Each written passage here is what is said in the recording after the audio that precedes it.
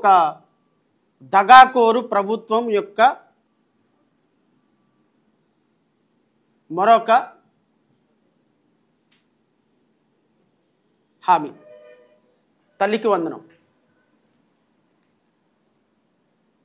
పాపం సంవత్సర కాలం తర్వాత ముక్కి మూలిగి కిందపడి మీదపడి ప్రపంచ బ్యాంక్ దగ్గరికి వెళ్ళి కాళ్ళు పట్టుకొని ప్రతి వారం డివిడెండ్లు వేలవేసి మొత్తానికి సంపద సృష్టి ఎంత సృష్టి జరిగిందయా అంటే గత సంవత్సర కాలంలో 1,53,000 కోట్ల రూపాయల అప్పు సృష్టి జరిగింది.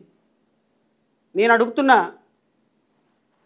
గౌరవ ముఖ్యమంత్రి గారిని, సంపద సృష్టి చేయటం అంటే 1,50,000 కోట్ల రూపాయల అప్పు ఒక సంవత్సర కాలంలో ఒక రాష్ట్రానికి తీసుకురావటమా సంపద సృష్టించటం అంటే? సంపద సృష్టి జరగటం అంటే పేపర్ల మీద మెమరాండమ్ ఆఫ్ అండర్స్టాండింగ్స్ రాసుకొని కంపెనీలు తీసుకొచ్చామని కంపెనీలు సృష్టించామని చెప్పటమా సంపద సృష్టి అంటే? 4 లక్షల ఉద్యోగాలు గ్రౌండింగ్ జరిగింది. 4 లక్షల ఉద్యోగాలు రాష్ట్ర ప్రభుత్వం ఆల్రెడీ ఇచ్చేసింది. అందరూ ఉద్యోగాలు తీసుకొని జీతాలు తీసుకొని పండగ చేసుకుంటున్నారు అని గవర్నర్ చేత అసెంబ్లీలో అబద్ధాలు చెప్పించి మళ్ళీ వెంటనే తూచి మేము అలా చెప్పించలేదని చెప్పటమా సంపద సృష్టి జరగటం అంటే? సరే, ఏదేమైనప్పటికీ ఓవరాల్గా నేను ఈ కాన్సెప్ట్లోకి ఎందుకు వెళ్ళాల్సి వస్తుంది అంటే ఒక ప్రజలు ఒక డిస్పరైట్ మూమెంట్లో ఉన్నప్పుడు ఎవరైనా వచ్చి మాకేమైనా సహకారం చేస్తారా, ఎవరైనా వచ్చి మాకు హెల్పింగ్ హ్యాండ్ ఇస్తారా అని డిస్పరైట్గా ఎదురు చూస్తున్నప్పుడు ముగ్గురు కూటమి కలయిక నిజంగా ఒక అద్భుతాల సృష్టి జరుగుతుంది. కేంద్ర ప్రభుత్వ సహకారం మనకు వస్తుంది.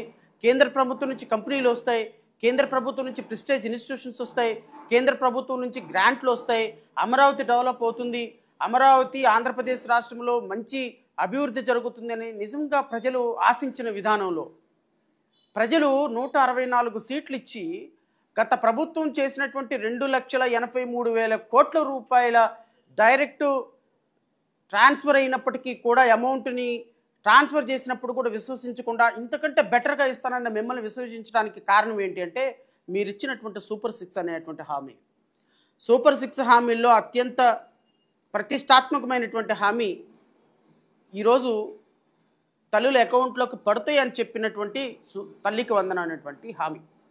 ఈ తల్లికి వందనం అనేటువంటి హామీలో ఈరోజు రాష్ట్ర ప్రభుత్వం చేసినటువంటి విధానాన్ని రాష్ట్ర ప్రభుత్వం ఎలాంటి తప్పుడు సంకేతాలు,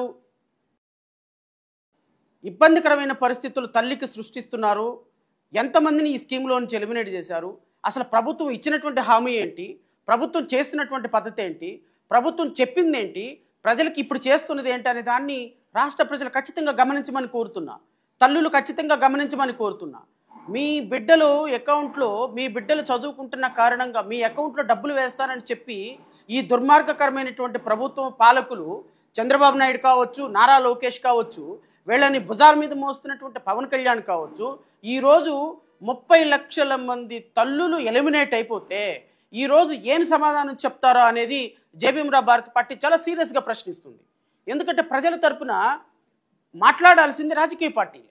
ఖచ్చితంగా రాష్ట్ర ప్రభుత్వంలో పెద్దలు ఇచ్చినటువంటి హామీని మీకు 15,000, నీకు 15,000, నీకు 15,000, నీకు 15,000 అని చెప్పి ఊరు వాడ ప్రచారం చేయించి నీకు 18,000, నీకు 18,000, నీకు 18,000, నీకు 18,000 అని చెప్పి ఊరు వాడ ప్రచారం చేయించి ప్రతి ఎమ్మెల్యే, ప్రతి మాజీ మంత్రి, ప్రతి నాయకుడు రోడ్ల మీదకి వచ్చేసేసి ప్రజల మస్తిష్కాల్లో ఒక తెలియని అయోమయ స్థితిలోకి వాళ్ళని తీసుకొని వెళ్ళిపోయి అబద్ధాలు కుప్పించి ఈరోజు అధికారం వచ్చిన తర్వాత, నేను చెప్తున్నాను, అధికారం వచ్చిన తర్వాత మీరు చేస్తున్నటువంటి ఈ దుర్మార్గకరమైనటువంటి డీఫ్రాడ్ యాక్టివిటీస్ ఏమైతే ఉన్నాయో ప్రజలు గమనిస్తారన్న విషయం మాత్రం గుర్తుపెట్టుకోండి.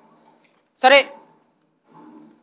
నేనైతే మాత్రం ఒక విషయంలో మాత్రం చాలా అప్రిషియేట్ చేయాలి గత ప్రభుత్వాన్ని. బహుశా భారతదేశ చరిత్రలో నాకు తెలిసినంతవరకు చాలా సంక్షేమ పథకాలు వచ్చినాయి, చాలా ప్రభుత్వాలు సంక్షేమ పథకాలు ఇచ్చారు. కానీ ఒక సంక్షేమ పథకం చదివిస్తున్నటువంటి పిల్లలకి, అంటే పిల్లలకి చదివించే తల్లిదండ్రులకి, మీ అందరికీ తెలుసు రూరల్ ఏరియాస్లో డ్రాప్ అవుట్స్ ఎక్కువగా ఉంటాయి. అంటే మా అబ్బాయిని స్కూల్కి ఎందుకు పంపించాలమ్మా అంటే, మా అబ్బాయి స్కూల్కి ఎందుకయ్యా, మా అబ్బాయి కూలికి వెళ్తే రోజుకు ₹100 వస్తాయి, మా అమ్మాయి పత్తి పనికి వెళ్తే రోజుకి ₹50 వస్తాయి, మేము ఎందుకు పంపించాలి, పలానా దానికి పంపిస్తే నెలకు 3000 5000 ఇస్తున్నారు, మేము ఆసాం దగ్గరికి పనికి పంపిస్తున్నాము అని చెప్పేటువంటి తల్లిదండ్రుల యొక్క వీక్నెస్, ఫైనాన్షియల్ ఇన్స్టెబిలిటీని ఆసరాగా చేసుకొని ఈ గత ప్రభుత్వం చేసినటువంటి ఒక మంచి కార్యక్రమం ఏంటంటే, మీరు బిడ్డల్ని స్కూల్కి పంపించండి, మీకు ఇంత ఆర్థిక సహకారం అందిస్తాం. అది 15,000 కావచ్చు, 10,000 కావచ్చు, 20,000 కావచ్చు. మీ బిడ్డల్ని స్కూల్కి పంపిస్తున్న కారణంగా మీకు పుస్తకాలతో పాటు, స్కూల్ ఫీజులతో పాటు, యూనిఫాములతో పాటు, భోజనంతో పాటు మీరు వాళ్ళని స్కూల్కి పంపించి పిల్లల్ని ఒక మెటీరియల్గా చూడకుండా, వాళ్ళు బయటకు వెళ్తే పనికి వెళ్తే ₹10 వస్తాయి అని ఆలోచించకుండా, ఆ ₹10 ఏదో గవర్నమెంట్ ఇచ్చి చదివిస్తుందనేటువంటి ఒక గొప్ప స్కీమ్ని గత ప్రభుత్వంలో ప్రవేశపెట్టినందుకు మేము చాలా అప్రిషియేట్ చేశాము. ఖచ్చితంగా విధి విధానాల్లో కొన్ని అమల్లో తప్పులు ఉన్నప్పటికీ కూడా భారతదేశ చరిత్రలోనే ఒక అద్భుతమైనటువంటి స్కీమ్ అని నేను పర్సనల్గా మా పార్టీ అభిప్రాయపడింది. ఆ స్కీమ్ని కాపీ కొట్టి మరలా ఈ గవర్నమెంటు, కూటమి ప్రభుత్వం ఆ స్కీమ్ని అమలు పరుస్తాను. తప్పేం లేదు, ఎందుకంటే దీన్ని కాపీ కొట్టిందన్న పదం కూడా వాడను. ఎస్, ఇది మంచి బెనిఫిట్ అనుకున్నారు తల్లిదండ్రులకి, తల్లికి. ఖచ్చితంగా దాన్ని అమలు పరిచేటువంటి బాధ్యతని మళ్ళా కూటమి ప్రభుత్వం తీసుకుంది. ఆ పథకాన్ని మళ్ళా తీసుకొని ప్రజలని కొంత పిల్లల్ని ఎడ్యుకేషన్ వైపు మరల్చడానికి చేసినటువంటి ప్రయత్నాన్ని ఎవ్రీబడి షుడ్ అప్రిషియేట్. అయితే ఈ ప్రాసెస్లో భాగంగా అసలు ఈ స్కీమ్ ఎలా అమలు అవుతుంది, ఎంతమంది పిల్లలు ఉన్నారు, ఏ విధంగా పిల్లలు ఉన్నారు అనే దాని మీద మేము లాస్ట్ ఇయర్లో అంటే 2023-24 ఫైనాన్షియల్ ఇయర్స్కి సంబంధించినటువంటి ఒక రైట్ టు ఇన్ఫర్మేషన్ కింద అనుకోకుండా మేము కొంత డేటాను సేకరించడం జరిగింది. ఈ డేటా ఏంటి అంటే, ఫస్ట్ క్లాస్ నుంచి 10th క్లాస్ వరకు గవర్నమెంట్ స్కూల్స్లో ఎంతమంది పిల్లలు చదువుతున్నారు, ప్రైవేట్ స్కూల్స్లో ఎంతమంది పిల్లలు చదువుతున్నారు. బహుశా అది ఇంటర్నెట్లో కూడా అవైలబిలిటీ ఉంటుంది, నేను చెప్పాల్సినంత రైట్ టు ఇన్ఫర్మేషన్ కింద తీసుకోవాల్సిన అవసరం లేదు. బట్ రైట్ టు ఇన్ఫర్మేషన్ కింద తీసుకుంటే కొంత అథెంటికేషన్ ఉంటుంది అన్న ఒక ప్రాసెస్లో భాగంగా నేను ఈ డేటాని లాస్ట్ ఇయర్ తీసుకోవడం జరిగింది. లాస్ట్ ఇయర్ తీసుకున్న సందర్భంలో అనుకోకుండా పిల్లలు ఫస్ట్ క్లాస్లో ఎంతమంది, ఫస్ట్ క్లాస్ నుంచి 2nd క్లాస్ వరకు, 2nd class, 3rd class, 4th class, 5th class, 6th class, 7th class, 8th class, 9th class, 10th class, first year intermediate, second year intermediate, ఓవరాల్గా 1వ తరగతి నుంచి 12వ తరగతి వరకు బోత్ ఎక్కడెక్కడ చదివే పిల్లలకి ఎలిజిబిలిటీ ఉంది యాజ్ పర్ జీవో ప్రకారం. ఈ జీవో ప్రకారం అప్పుడు ఇచ్చినటువంటి గవర్నమెంట్ జీవో ప్రకారం ఇది class 1 to 10th including intermediate education in all recognized government, private aided and private unaided schools, junior colleges including residential schools / junior colleges in the state of Andhra Pradesh from the academic year 2025-26. So both first నుంచి intermediate వరకు residential schools కావచ్చు, junior college కావచ్చు, unaided కావచ్చు, private కావచ్చు, government కావచ్చు, ఈ స్కూల్స్లో చదివే ప్రతి పిల్లవాడికి కూడా ఈ స్కీమ్ అప్లికబిలిటీ ఉంది. యాజ్ పర్ లాస్ట్ గవర్నమెంట్లో ఉన్న జీవో ప్రకారం ఉంది, ఇప్పుడున్నటువంటి జీవో ప్రకారం ఉంది. సో గత ప్రభుత్వంలో మేము తీసుకున్నటువంటి డేటా ప్రకారంగా ఈ డేటా కూడా నేను మీకు చదివి వినిపిస్తా. LRRC number 36/111/2023 GS and GR2 CSC last year తీసుకున్నటువంటి ఈ డేటాతో పాటుగా నాకు వచ్చినటువంటి ఇన్ఫర్మేషన్లో మొత్తం ఆంధ్రప్రదేశ్ రాష్ట్రంలో గవర్నమెంట్ స్కూల్స్లో 1 నుంచి 10th క్లాస్ వరకు 41,40,688 మంది పిల్లలు చదువుతున్నారు. 41,40,688 మంది పిల్లలు.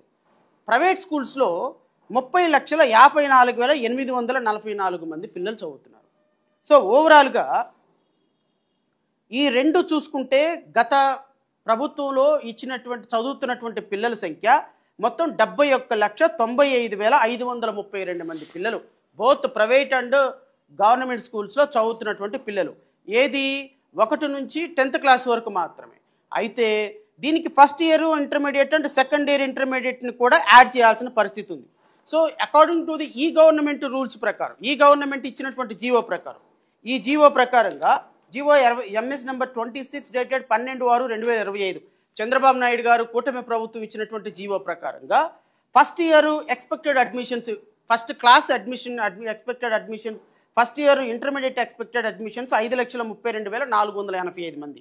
So last year 10th class వరకు చదివినటువంటి పిల్లలు మొత్తం 71,00,000 95,532 మంది అయితే దానికి ఫస్ట్ ఇయర్ ఇంటర్మీడియట్ పిల్లల్ని ఈ సంవత్సరం యాడ్ చేసుకుంటే మొత్తం 83,15,255 మంది స్టూడెంట్స్ బోత్ ఇంటర్మీడియట్ వరకు కానీ ఫస్ట్ క్లాస్ నుంచి 10th క్లాస్ వరకు కానీ ఎలిజిబిలిటీ ఉంటే కూటమి ప్రభుత్వం ఎంతమందికి ఇస్తుందో తెలుసా అండి? మొత్తం 54,94,94,703 మంది.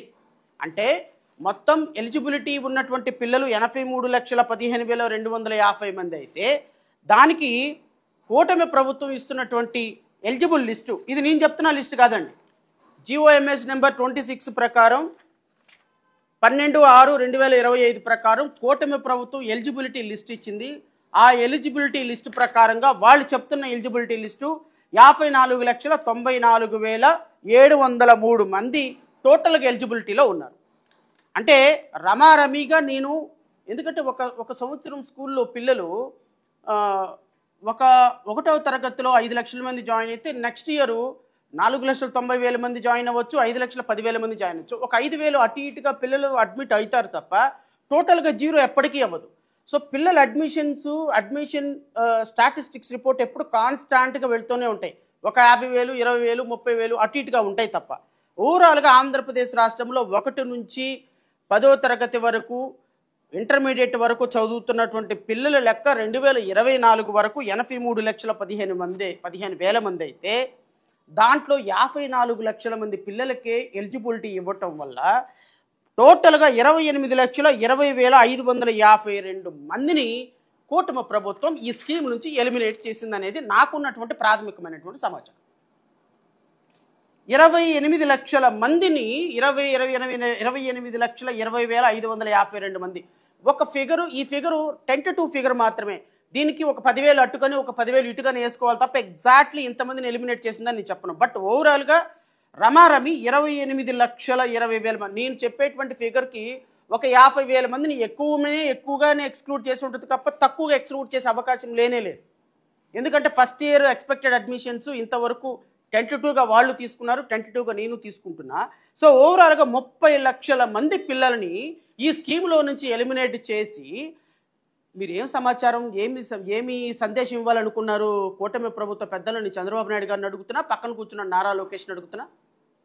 30 లక్షల మంది తల్లులకి మీరు 30 లక్షల మంది పిల్లల తల్లులకి ఈరోజు మీరు ఎక్స్క్లూడ్ చేసి వాళ్ళని స్కీమ్లో నుంచి ఎలిమినేట్ చేసి, అండ్ ఇంకోటి కూడా చెప్తున్నా, ఈ 54,94,703 ఎలిజిబిలిటీ లిస్టులో మరలా ఈ 54 లక్షల మంది ఎలిజిబుల్లా కాదా, వీళ్ళ అకౌంట్లోకి డబ్బులు వెళ్తాయా లేదా ఎవరికి తెలియదు.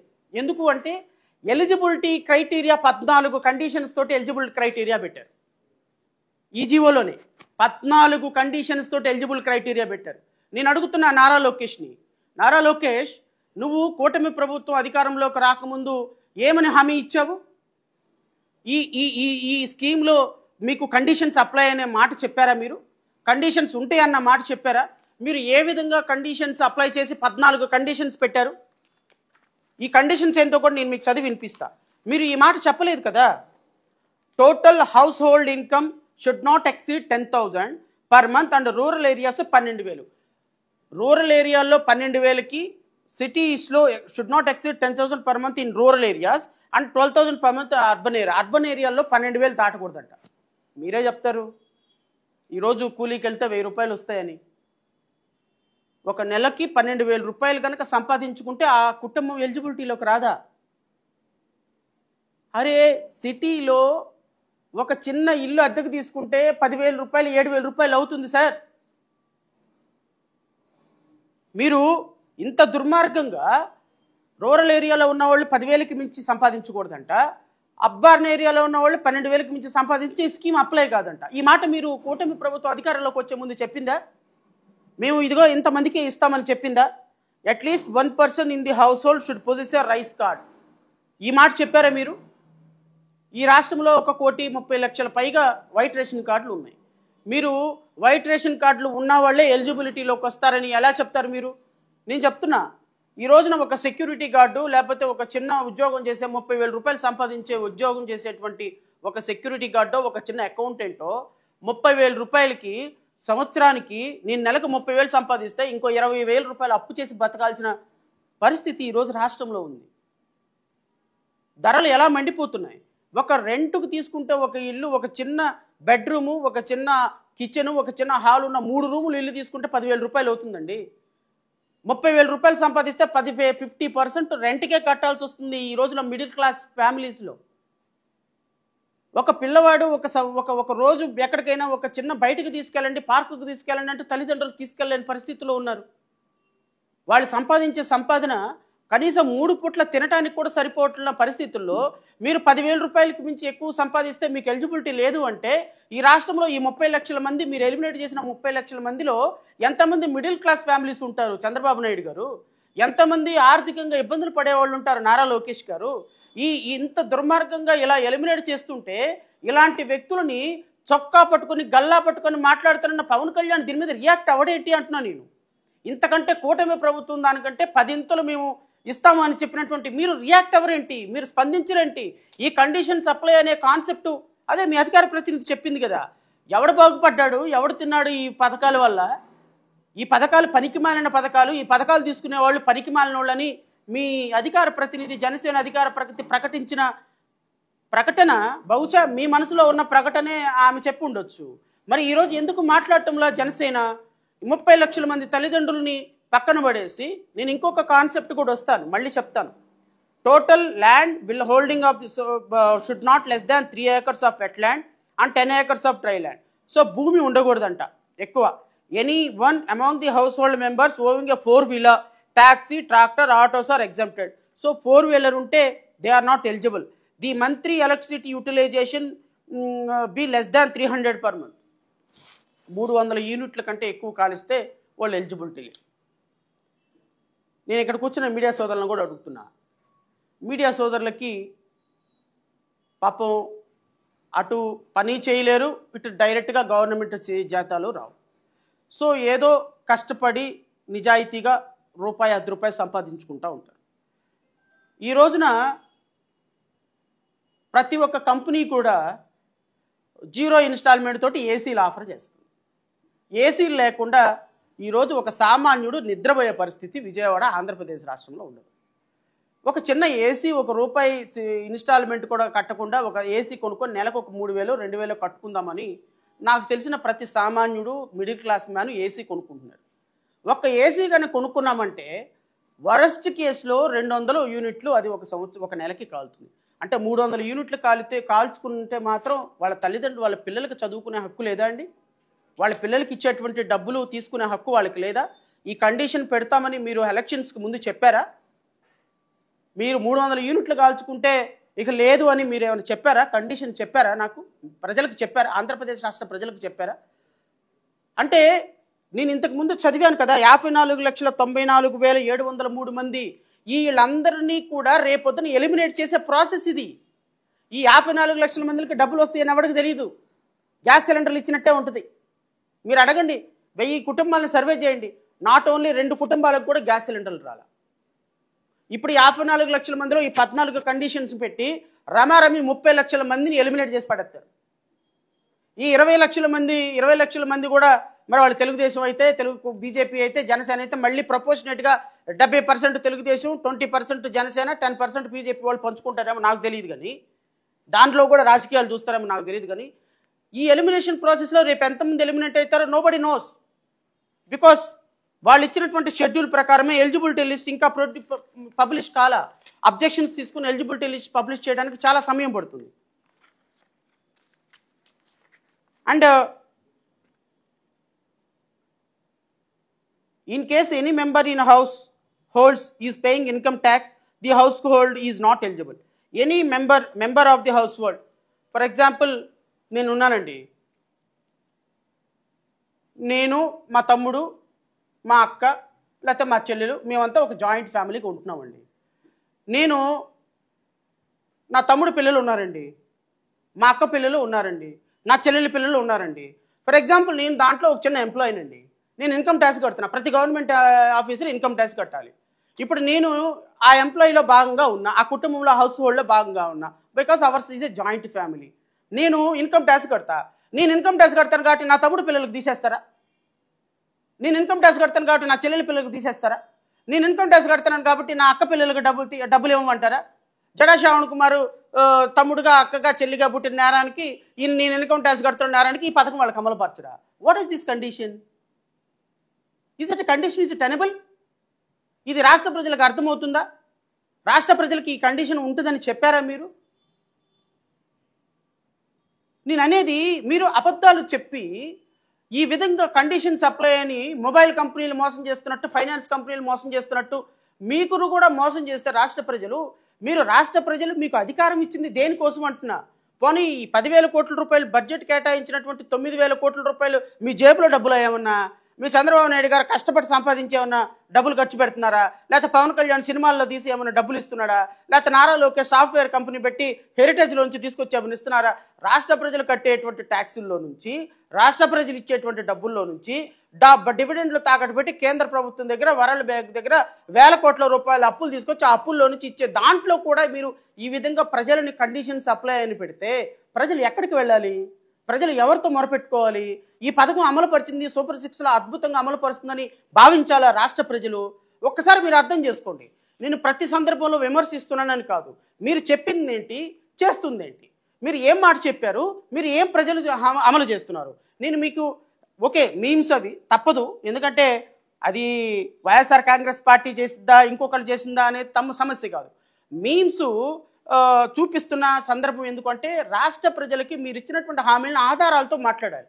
మేము అనలేదు కదా, మేము మాట్లాడలేదు అనే కాదు, ఇది ఒక్కసారి చూడమని రాష్ట్ర ప్రజలు కోరుతారు. రోజు నుంచి డబ్బులు తల్లి అకౌంట్లో కూడా పడితే 13,000 రూపాయలు తల్లి అకౌంట్లో పడుతుంది, 2,000 రూపాయలు మెయింటెనెన్స్ గ్రాంట్ కింద స్కూల్స్ లో మెయింటెనెన్స్ కోసం ప్రభుత్వం ఆ నిధులు కూడా ఖర్చు పెడతాం జరుగుతుంది. మిమ్మల్ని ఎక్కడో చూసినట్టుందండి. అమ్మఒడి ఇస్తాడు, ఏకంగా టాయిలెట్ మెయింటెనెన్స్, ఇతర మెయింటెనెన్స్ అని అమ్మఒడి నుంచి డబ్బులు లాగేస్తున్నాడు ఈ సైకో జగన్. 13,000 రూపాయలు తల్లి అకౌంట్ లో పడుతుంది, 2,000 రూపాయలు మెయింటెనెన్స్ గ్రాంట్ కింద అమ్మఒడి ఇస్తాడు, ఏకంగా టాయిలెట్ మెయింటెనెన్స్, ఇతర మెయింటెనెన్స్ అని అమ్మఒడి నుంచి డబ్బులు లాగేస్తున్నాడు ఈ. గత ప్రభుత్వం 15,000 అని చెప్పి 14,000 ఇస్తే సైకోలు లేకపోతే ఇంకోటి అన్నారు కదా. నేను ఇప్పుడు అడుగుతున్నా నారా లోకేష్ని, మరి మిమ్మల్ని ఏ పేరుతో పిలవాలి? ఇప్పుడు మీరేం 15,000 అన్నారు, 15,000 నుంచి 13,000 ఎలిమినేట్ చేసి 2,000 రూపాయలు ఇక్కడ కూడా ఇచ్చారు. ఇదే an amount of ₹2,000 per each student shall be deducted at source from the beneficiary and utilized for the overall development of educational ecosystem in the state. Educational ecosystem in the స్టేట్కి తల్లుల అకౌంట్లో నుంచి డబ్బులు పడాల్సిన డబ్బుల్లో నుంచి తీయమని ఎవడు చెప్పాడండి? ఇప్పుడు మీరు 1,000 రూపాయలు తీసినందుకే గత ప్రభుత్వంలో ముఖ్యమంత్రి గారిని సైకో అంటే, 2,000 తీసినందుకు మిమ్మల్ని ఏమనాలి? సైకో కంటే ఇంకా పెద్ద పదం ఇంకా ఏదన్నా వాడాలా?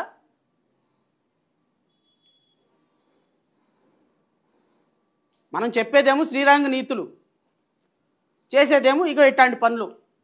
అధికారంలోకి రాకముందేమో ఒక మాట, అధికారంలోకి వచ్చిన తర్వాత ఏమో ఇదే. అంటే బహుశా 6 నెలలు పరిచయాలు అయితే వీళ్ళు లావులు అవుతారు అన్నట్టు, పాప 6 నెలల పరిచయం, సంవత్సరం 6 నెలలకే 6 సంవత్సరం అయింది కదా. మన జనసేన గారి పవన్ కళ్యాణ్ గారి గాలి సోకినట్టుంది మీకు. మీరు కూడా గంటకు ఒక మాట, పూటకొక రంగు మార్చేయడానికి ప్రయత్నం చేస్తున్నారు. ఓవరాల్గా గత ప్రభుత్వంలో 1,000 రూపాయలు డిడక్ట్ చేస్తే తల్లిదండ్రుల అకౌంట్లో నుంచి టాయిలెట్ల మెయింటెనెన్స్కి తీస్తే, మీరు అంటే టాయిలెట్ల మెయింటెనెన్స్కి తీస్తే అంటే ఇంకా ఒక విధంగా బెనిఫిట్ అది. ఎందుకంటే ఒక స్కూల్లో టాయిలెట్ బాగు చేసుకోవడానికి వాళ్ళకి ఆ ఖర్చుల్ని ఆ స్కూల్కి వాడుకుంటుంది. ఇప్పుడు మీరు ఏం చేశారు? ఈ 2,000 రూపాయలు ఓవరాల్ ఆంధ్రప్రదేశ్లో ఎకోసిస్టమ్, ఆంధ్రప్రదేశ్లో ఎడ్యుకేషనల్ సిస్టమ్ను బాగు చేయడానికి 2,000 రూపాయలు లాగేశారు. ఎవడికి వాడతాడు? ఎవడికి తెలియదు. వాడతారో లేదో ఎవడికి తెలియదు. ఇది వాడకుండా మీ అకౌంట్లో డబ్బులు వేసుకుంటారా? ఎవడికి తెలియదు. దీనికి ఆడిటింగ్ ఉంటుందా? ఎవడికి తెలీదు. రైట్ ఇన్ఫర్మేషన్ కింద అడిగితే this information is not available from our end అంటారు. మళ్ళీ మా తగుదనమ్మా అని మీ హోమ్ మినిస్టర్ వచ్చేసి అడగండి ఆర్టీఏ మీద ఇవ్వటానికి రెడీగా ఉన్నాం.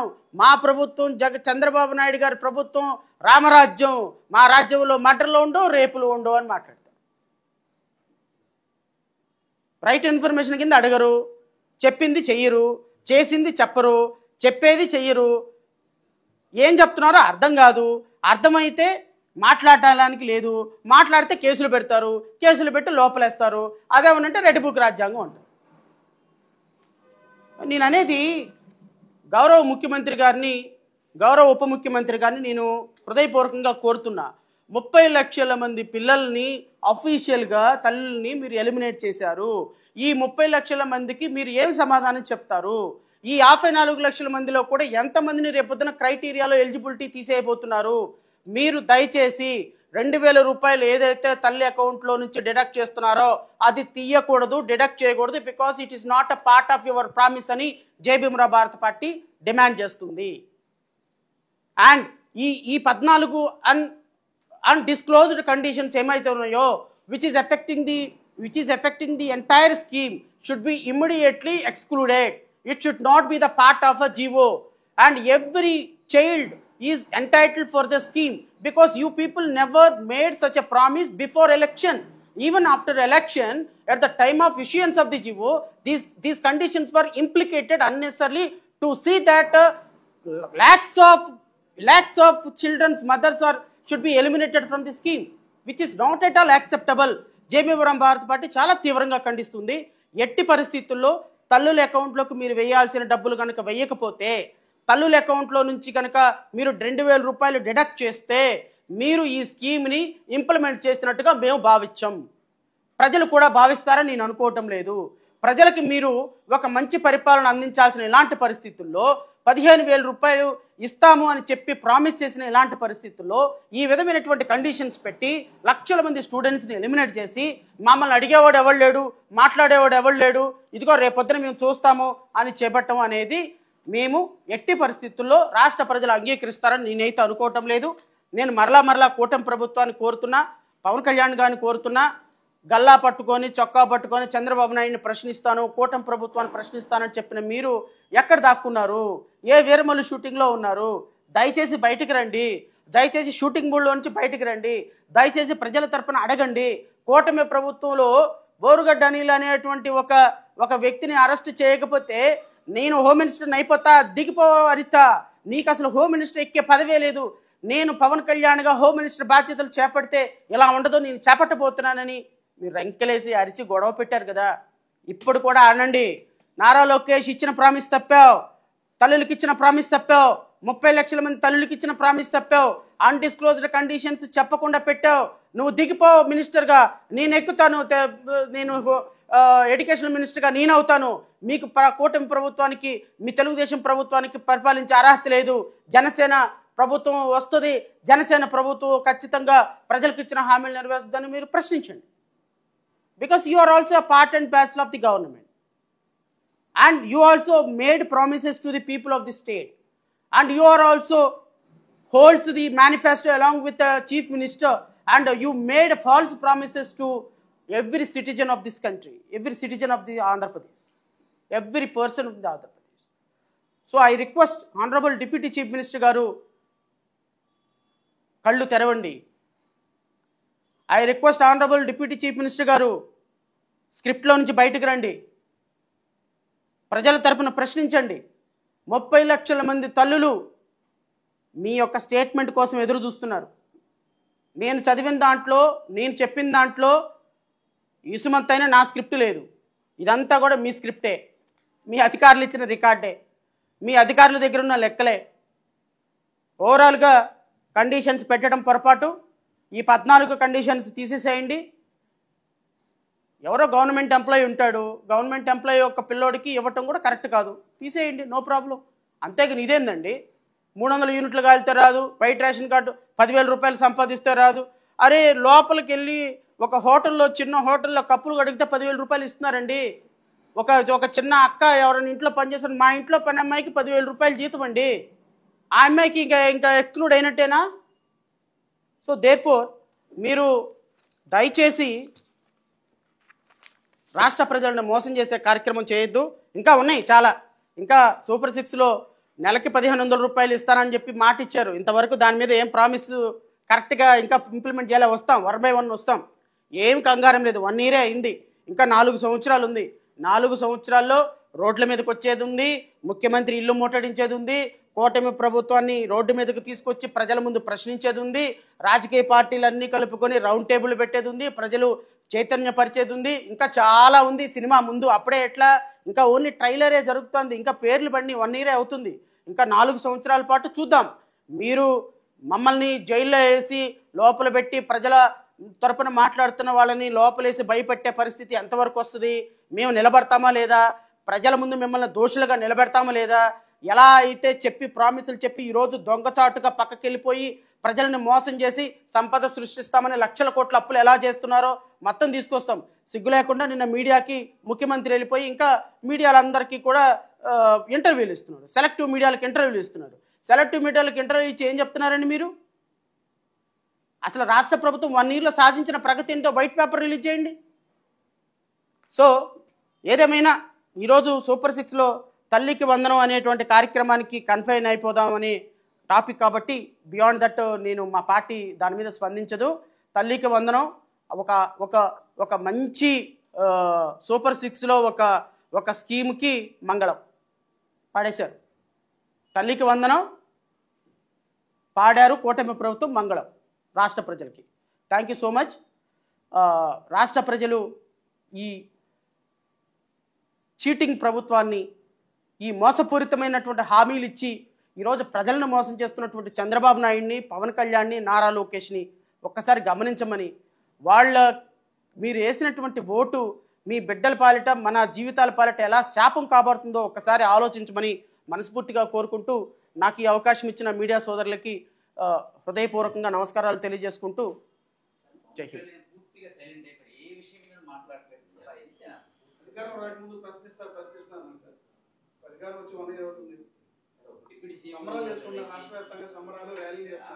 అదే సార్, అదే నేను అంటున్నాను. ఇప్పుడు చాలా చాలా ప్రామాణికం అండి. యు ఆర్ అబ్సల్యూట్లీ కరెక్ట్ అండి, యు ఆర్ అబ్సల్యూట్లీ రైట్. ఇప్పుడు నిన్న చంద్రబాబు నాయుడు గారు మాట్లాడుతూ 1500 రూపాయలు ఆడపిల్లలకి ఇస్తానని చెప్పినటువంటి ప్రామిస్ ఏమైంది అంటే దాన్ని P4తో అనుసంధానం చేశారని చెప్పారు. What is a P4 concept అండి? Does anyone knows about a P4 concept? అసలు P4 కాన్సెప్ట్ ఏంటి అంటే ఈ 1500 రూపాయలకి P4 కాన్సెప్ట్ని అటాచ్ చేశామని చెప్తే అంటే ఇది నథింగ్ బట్ డిఫ్రైడింగ్ ది రాష్ట్ర ప్రజలని మోసం చేయటమే. పవన్ కళ్యాణ్ అనేటువంటి వ్యక్తి ప్రశ్నిస్తాను అని వచ్చినటువంటి వ్యక్తి సైలెంట్ అయిపోయారు. కారణం ఏంటంటే ప్యాకప్. మీరు ఎంత పెద్ద ఈవెన్ ఎన్టీ రామారావు గారు అనర్గళంగా స్క్రిప్టు చూడకుండా అద్భుతంగా డైలాగులు 40 నిమిషాలు 30 నిమిషాలు చెప్పేవాళ్ళంట. ఆయన ఆపేటానికి ఎవరికి అవకాశం ఉండదు. బట్ సినిమా యాక్టర్లకి, సినిమా వాళ్ళకి ఒక ఒక ఒక ఒక పదం వినపడితే వాళ్ళు యుద్ధం చేయరు. ఆ పదం ఏంటి అంటే ప్యాకప్. నిజం. జస్టిస్ ఆర్డర్ అని కోర్టులో ఎలా అంటే ఎవరు మాట్లాడుకుంటూ ఉంటారో, సినిమా యాక్టర్కి మీరు ఆ సీన్లో ఇన్వాల్వ్ అయిపోయి చెప్తున్నటువంటి వ్యక్తికి ఎవరైనా వచ్చి ప్యాకప్ అన్నాడు అనుకోండి, ఇంకా మాట్లాడరు.